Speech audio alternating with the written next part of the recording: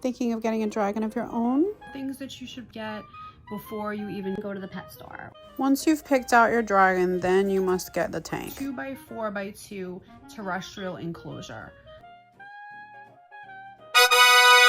This here is Thomas's house and his little cave. And here are our lights. You cannot cheap out on the lights.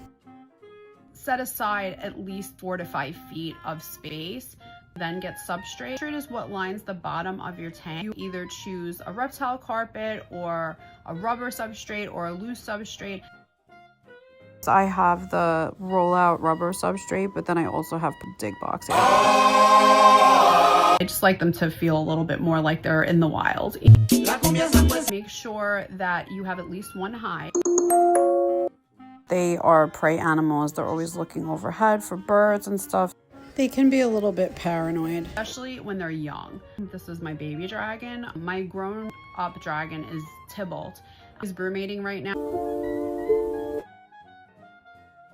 And you can fill the tank with whatever kind of decor you like. Get a background if you want. Or slate rock for basking surfaces or pavers. Make sure to look up how to safely prep and disinfect. Thomas is, They should be basking about 12 hours a day. They do need the light to digest, so they should not be eating without basking. When it comes to their diet, what they're mostly going to be eating is leafy greens when they're an adult. Everybody has their own preference, but I personally don't give a water dish. I spray the greens with some water. They are babies, they do eat a lot of bugs. It depends on the type of bugs you use, but it's about 10 twice a day for a baby. Then you do it once a day after about 6 months. After another 6 months, then you do 5 a day. Depends on the type of feeder that you're using. Some people just do bugs a couple days a week. Some common feeders are crickets, dubia roaches, black soldier fly larvae.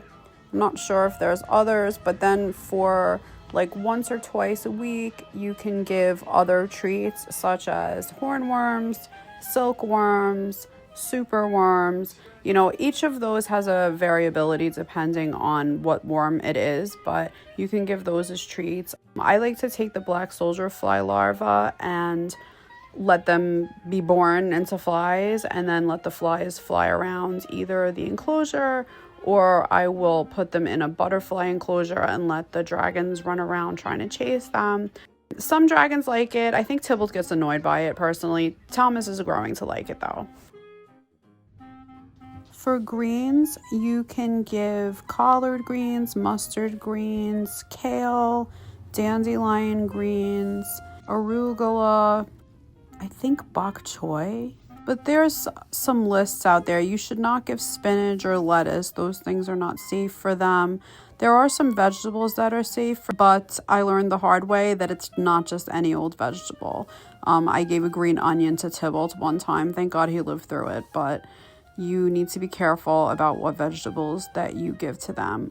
I personally avoid fruit.